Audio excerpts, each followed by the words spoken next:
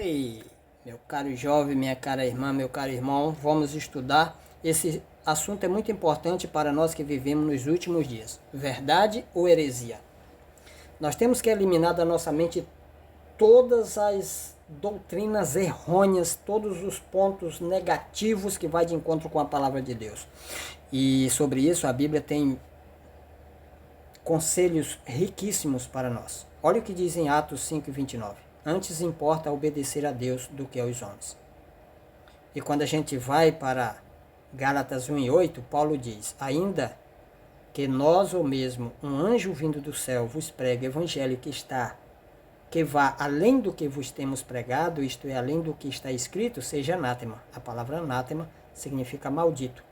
E o próprio Deus, através de Jeremias, ele diz: assim diz o Senhor, maldito o homem que confia no homem, faz da carne mortal o seu braço e aparta o seu coração do Senhor. Jamais devemos colocar as teorias humanas acima da palavra de Deus, porque senão, cedo ou tarde, o nosso coração vai se apartar do Senhor e nos tornaremos pessoas malditas. Por que não devemos depositar nossa confiança em Deus, aliás, no homem, mas aprender, examinar por nós mesmos a palavra de Deus? Porque só Deus é verdadeiro. Eu sou Deus e não mudo, disse ele. O homem é mentiroso, é falho e pode se corromper. Ok? Temos que alicerçar a nossa vida, a nossa crença, a nossa fé na rocha que é a palavra de Deus, em Jesus. O que significa na Bíblia? Dentro da palavra de Deus, cabeça no sentido figurado. Cabeça representa reino ou rei? Eu digo com toda a veemência, com toda a força do meu coração que representa rei. Mas eu posso estar errado, então vamos examinar e ver o que a Bíblia diz. No capítulo 12 é apresentado um dragão com 7 cabeças. E segundo a teologia moderna, essas 7 cabeças representam 7 reinos que oprimiram o povo de Deus no decorrer de toda a história. E a mais famosa, a interpretação mais famosa e acatada, abraçada pelos adventistas do sétimo dia, teólogos e pastores e membros, é aquela que começa com o Egito, vai para a Síria, Babilônia, Medo-Pérsia, Grécia, Roma pagã e Roma papal. Quando a gente vai para Apocalipse capítulo 13, a gente vê uma besta com 7 cabeças, que segundo a teologia moderna representa os 7 períodos ou os 7 reinos que oprimiram o povo de Deus no decorrer da história. E como eu já disse, a mais famosa é aquela que começa com o Egito. Aí vai para a Síria, Babilônia, Medo-Pérsia, Grécia, Roma pagã e Roma papal. Quando vai lá para Apocalipse 17, a gente percebe que as 7 cabeças, segundo a teologia, dessa besta do deserto, representa a mesma coisa. Começando com o Egito, Medo-Pérsia, aliás, Grécia, Babilônia, Medo-Pérsia, Grécia, aliás, Egito, Assíria, Babilônia, Medo-Pérsia, Grécia e Roma pagã, que é Roma imperial, né? E Roma papal.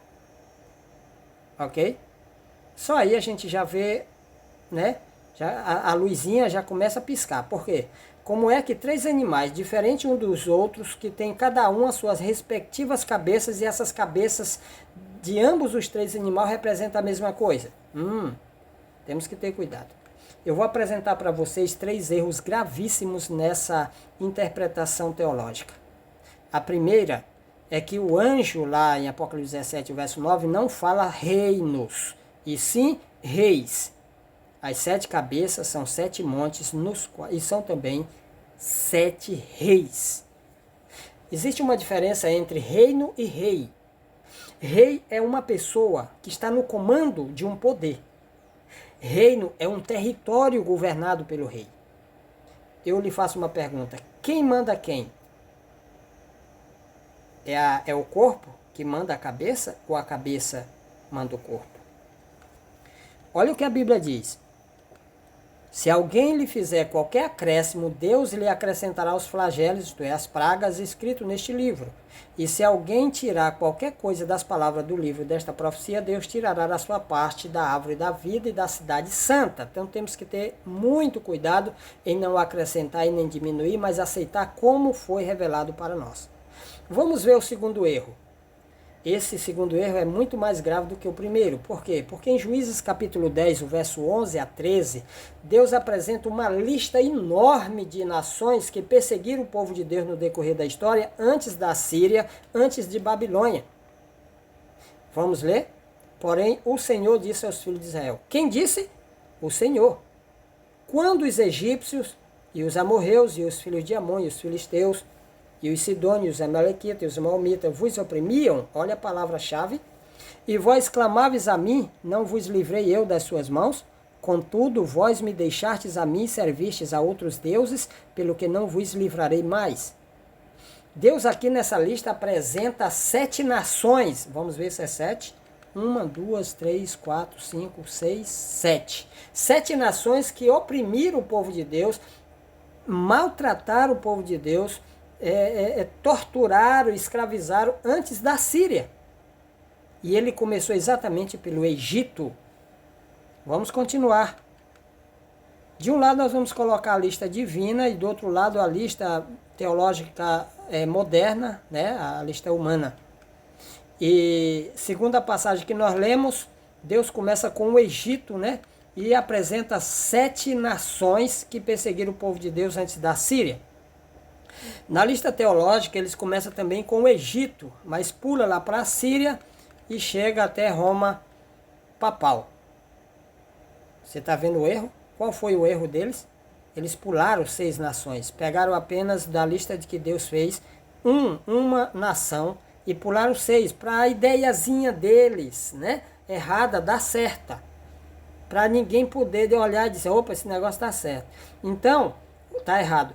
Então, eles, infelizmente, está ensinando errado para nós, e nós, muitas das vezes, por não estudar e não querer saber da verdade, estamos recebendo a operação do erro para dar crédito na mentira. Então, nós temos que ter muito cuidado. Vamos ver quantas nações perseguiram o povo de Deus no decorrer de toda a história. Isso só nessa lista, né? Porque tem outras. 1, 2, 3, 4, 5, 6, 7, 8, 9, 10, 11, 12, 13. Certo? 13 nações. Se as cabeças simbólicas dos animais de Apocalipse representassem reinos que havia perseguido o povo de Deus no decorrer de toda a história, então o dragão não teria apenas 7 cabeças, mas 13. A besta do mar não teria apenas 7 cabeças, mas 13. E a besta do deserto não teria apenas 7 cabeças, mas 13 cabeças. Pois foram 13 nações, baseado na Bíblia, que perseguiu o povo de Deus. Isso sem contar algumas outras, que também perseguiu o povo de Deus. 13 nações. Qual foi o erro deles? Eles pegaram o Egito e pularam 1, 2, 3, 4, 5, 6 nações, 6 reinos. Para poder dar certo. Pularam essas 6 e foram lá para a Síria. Aí eles vêm tentar ludibriar nossa mente, dizendo assim, não, são reinos mundiais, só pode reinos mundiais. Quem foi que disse que o Egito era um reino mundial, quando escravizou o povo de Israel? Aonde é que está escrito que o Egito destruiu várias e várias nações, conquistando o reino mundial? Quem disse isso? Onde está escrito? Na cabeça do teólogo e passou para nossa? Para mim não, Deus o livre. Você sabe por que o povo de Israel foi escravizado? Não foi porque o Egito conquistou eles, não. Eles desceram para lá por livre e espontânea vontade, fugindo da fome. Certo? A profecia não focaliza apenas reinos mundiais, não. Qualquer reino que entre em atrito com o povo de Deus, Deus antecipa logo, revelando para o seu povo. O reino fulano de tal vai entrar em ação contra vocês. Se preparam. Pode ser a maior potência ou a menor. Entrou em atrito, a profecia já capita. Certo? Então esse erro aí é grave. Vamos ver o terceiro erro. Vamos colocar aqui a lista das nações que, segundo os teólogos, são representadas pelas cabeças simbólicas dos animais apocalípticos. Segundo a história e a própria Bíblia, cada nação dessa daí teve um período de domínio. E nesse domínio, né, contra o povo de Deus, maltratou eles. O Egito dominou o povo de Deus, escravizando 400 anos. A Síria mais ou menos 150, a Babilônia, segundo a Bíblia, 70, segundo a história, Medo-Pérsia 200, a Grécia 160, Roma pagã 600, porque começou em 168 e foi até 476, e Roma papal 1260 anos, ou seja, mais de 2 vezes o tanto de tempo dominado por Roma pagã. Vamos comparar com a Bíblia.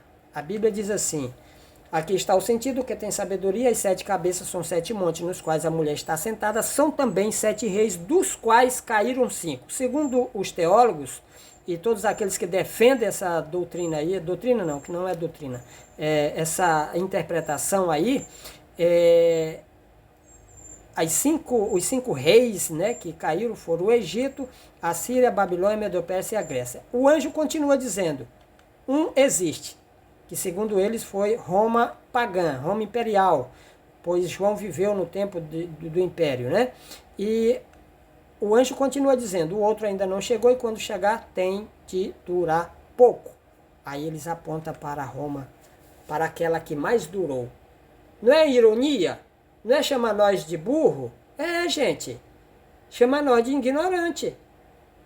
Vamos ludibriar a mente deles porque eles não sabem de nada não. Nós vamos apontar para a que mais durou e dizer que se cumpriu a profecia que diz que ia durar pouco. A profecia que aponta para aquela que duraria pouco, que é a 7ª cabeça, foi a que mais durou. 1260 anos. Quem quiser acreditar nessa né, grande verdade, entre aspas, aí, que acredite. Eu não acredito.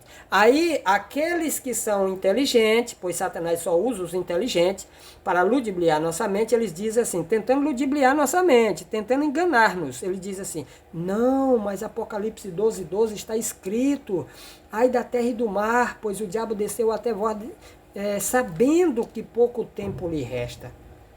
Agora, é chamar nós ainda de burro mais uma vez, pessoal. Comparar a maneira que um anjo vê o tempo com a nossa maneira de humanos ver o tempo. Há uma diferença muito grande, certo? Então essa interpretação aí, infelizmente, está completamente errada. Mas se alguém quiser acreditar e continuar acreditando, esteja à vontade. Só que Deus vai te pedir conta. Daniel 7,17 diz assim, estes grandes animais que são 4 reis que se levantarão da terra. Já no verso 23, o anjo disse, o 4º animal será um 4º reino na terra. Dá assim entender que ele entrou em contradição com a própria fala. No verso 17 diz que os animais são reis, já no verso 23 diz que animal é reino. Será que ele se contradisse? Não. O mensageiro celestial, ele apresentou a maneira correta como entender a profecia. Na profecia, animal significa rei e reino. Por toda a Bíblia, os homens são chamados de animais. O próprio Cristo foi comparado ao cordeiro, ao boi, ao bode, à ovelha. Satanás foi comparado ao bode, ao leão. Cristo é chamado de leão. O diabo é chamado de dragão, de serpente. Então, animais representam reis, seres humanos e também reino. Por quê? Se você analisar o animal se divide em 2 partes, cabeça e corpo. Agora eu lhe faço uma grande pergunta para você acordar se você acredita nessa ideia aí. O que você acha? Reino é cabeça, como dizem os teólogos, ou é corpo? Para lhe ajudar, igreja é cabeça ou é corpo? Vou lhe ajudar mais ainda. Família é cabeça ou é corpo? Vou lhe dar uma única chance, a última chance. No corpo humano, quem manda é a cabeça ou é o corpo? Gente, reino não é cabeça, reino é corpo. A cabeça é aquele que está no comando, que é o rei. Na Bíblia Sagrada, de Gênesis ao Apocalipse, cabeça representa seres humanos ou divinos. Cristo é chamado de cabeça, Deus é chamado de cabeça, o homem é chamado de cabeça. São seres vivos. Você não vai encontrar em nenhuma parte das Escrituras algum objeto chamado cabeça, sendo chamado cabeça. Cabeça é seres que têm vida, que pode pensar, raciocinar, dominar, controlar e chefiar. Certo? Olha o corpo humano aí. Vamos fazer de conta que é a estátua de Nabucodonosor. Vamos dividir essa estátua em duas partes, em cabeça e corpo. A inspiração divina através de Daniel dividiu o corpo, a parte do corpo, em 4 partes, né? Prata, bronze, ferro e ferro misturado com barro. Quando a inspiração divina através do profeta foi interpretar o corpo, me parece que em Daniel 2:39, ele diz: depois de ti se levantará outro reino inferior ao teu, e um terceiro reino de bronze, o qual terá domínio sobre toda a terra. O quarto reino será forte como ferro. Como viste os pés de ferro misturado do barro, isso será um reino dividido. Você pode ver que ele se utilizou da palavra reino, reino, reino, reino, para interpretar o corpo da estátua. Por quê? Porque, irmãos, reino não é cabeça. Reino é corpo. Mas quando a inspiração divina foi interpretar a parte da cabeça, olha qual foi a palavra que ele se utilizou? Tu, ó rei, não foi? Rei de reis, tu és a cabeça de ouro. Certo? Mas vamos fazer uma análise agora entre os profetas e os escritores da Bíblia. O que eles acham se cabeça é reino ou rei? Para Daniel, cabeça não era reino, era rei. Tu, ó rei, rei de reis, a quem o Deus do céu conferiu o reino, o poder, a força e a glória, tu és a cabeça de ouro. Para Daniel, cabeça era rei. E para Davi, olha o que ele disse: das contendas do meu povo me livraste, me fizeste cabeça das nações, povo que não conheci, me serviu. Quem era a cabeça para Davi? Cabeça era ele. Ele era o cabeça das nações, aquelas nações que Deus havia entregado em suas mãos e agora estava sendo subordinadas ao seu poder. Ele era o cabeça das nações que lhe pagava tributo. Para mim, Samuel foi um dos profetas mais brilhantes da história, pois ele conseguiu fundar várias escolas de profetas, escolas que prepararam os jovens para o cargo profético no decorrer de toda a história da igreja, a história dos profetas. Milhares ou dezenas deles, centenas deles morreram pelas mãos de Jezabel no tempo de Elias. E olha o que ele disse sobre cabeça. Para Samuel, cabeça não era reino. É só na cabeça dos teólogos que cabeça é reino. Porque Samuel, se dirigindo ao desobediente rei Saul, ele disse: porventura, sendo tu pequeno aos teus olhos, não foste por cabeça das tribos de Israel, ou cabeça do reino israelita, e não te ungiu o Senhor rei? Para Samuel, cabeça era rei. E para Moisés? Escolheu Moisés homens capazes de todo Israel e os constituiu por cabeça sobre o povo, chefe de 1000, de 100, de 50 e de 10. Para Moisés, irmãos, cabeça eram homens, eram chefes. E para os escritores dos livros de crônicas, eu peguei só uma passagem, existem muitas delas. Estes foram cabeças de suas famílias, a saber, Éfer, Izi, Eliel, Asriel, Jeremias, Odavias e Jadiel, guerreiros valentes, homens famosos, cabeças de suas famílias. Nós temos aqui 7 cabeças. Então, para o escritor de crônicas, cabeças representavam homens. São 7 cabeças? 1, 2, 3, 4, 5, 6, 7. Se a igreja é um corpo e o corpo é formado por famílias, então nós temos aqui um corpo formado por 7 famílias e esse corpo tem 7 cabeças. Mas não é a besta não, viu? Para Isaías, irmãos, cabeça não era reino, mas a capital da Síria será Damasco. E o cabeça de Damasco, Rezim. Quem era Rezim? Rezim, rei da Síria. Para Isaías, cabeça era rei.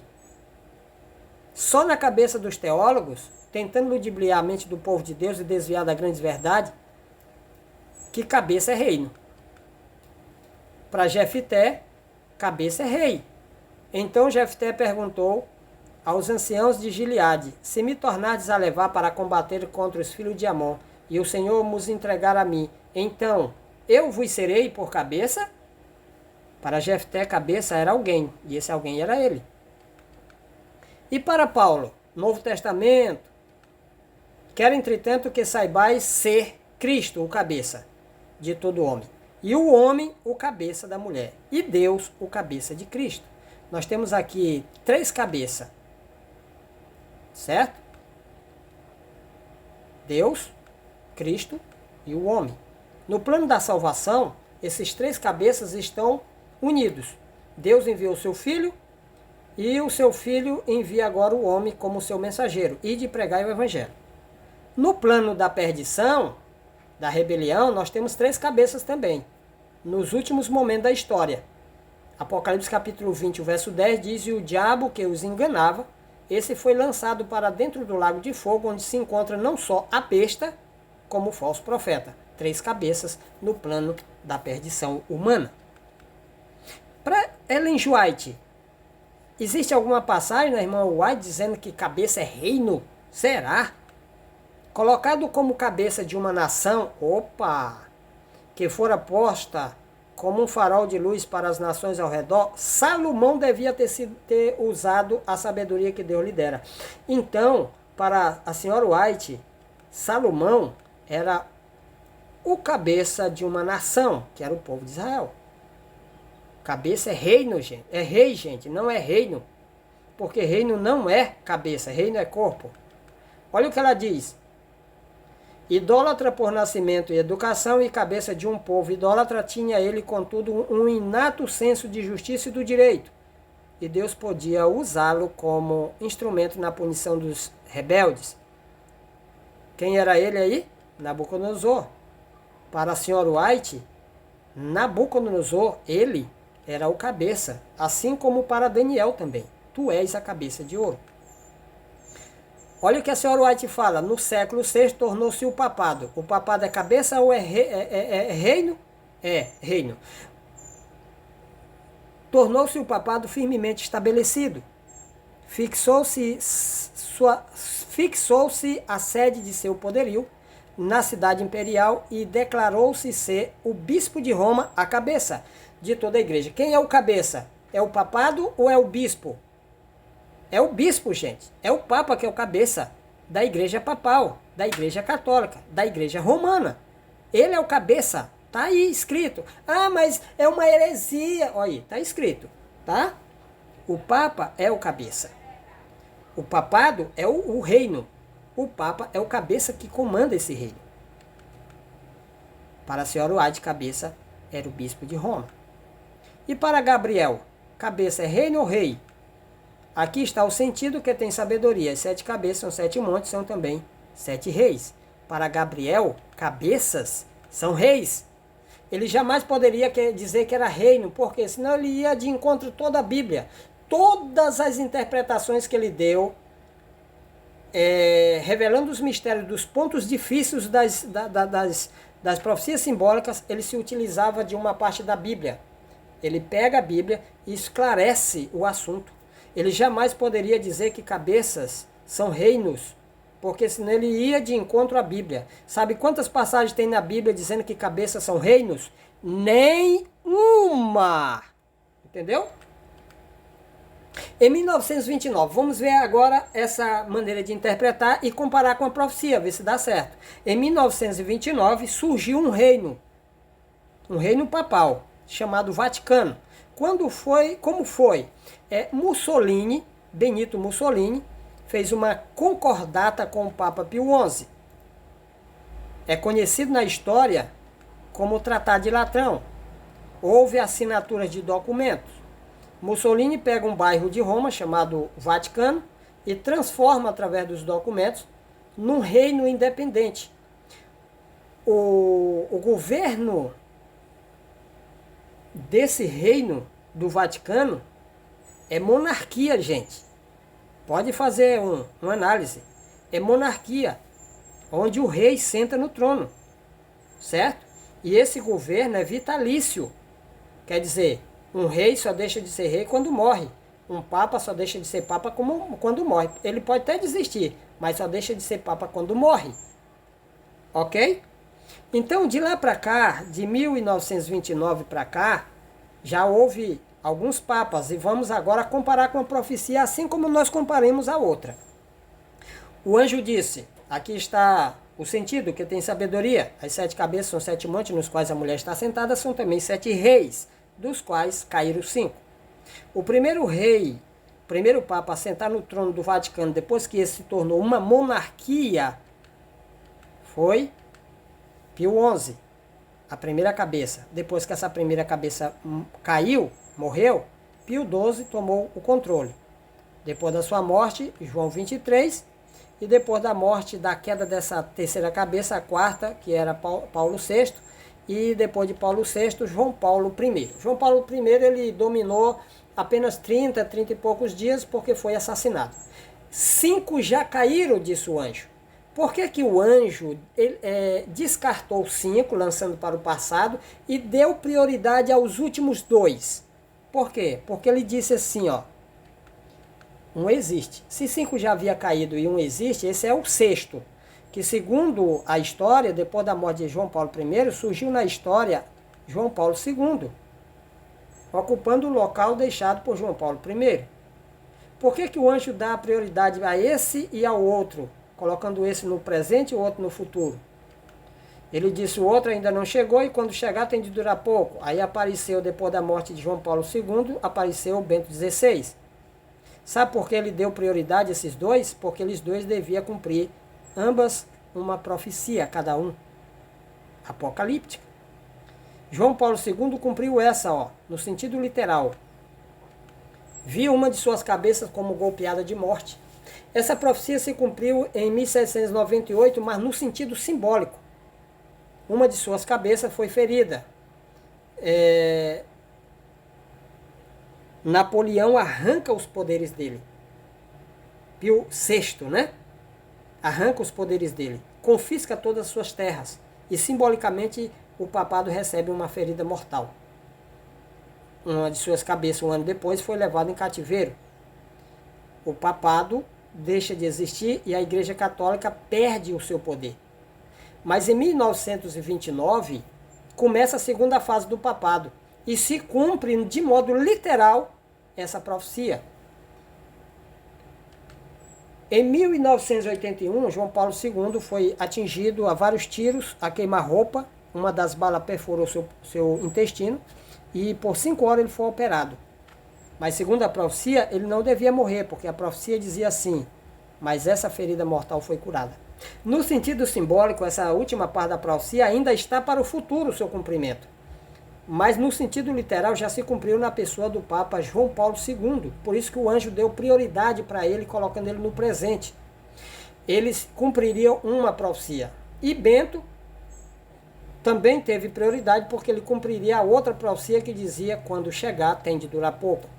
Quase 8 anos de mandato ele desistiu do poder. Eu quero dizer para você, ele não morreu, apenas desistiu do poder.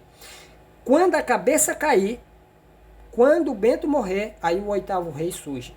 Enquanto ele estiver vivo, os outros é um dos 7. É um dos 7. Entendeu? Paulo diz que o mistério da iniquidade está aguardando alguma coisa. O que que ele está aguardando? Que seja afastado. Afastado quem? Aquele que agora o detém.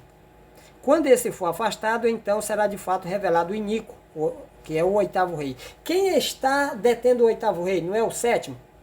Você já contou, já viu a história da visão de Daniel do bode? Capítulo 8. Tinha um chifre notável entre os olhos.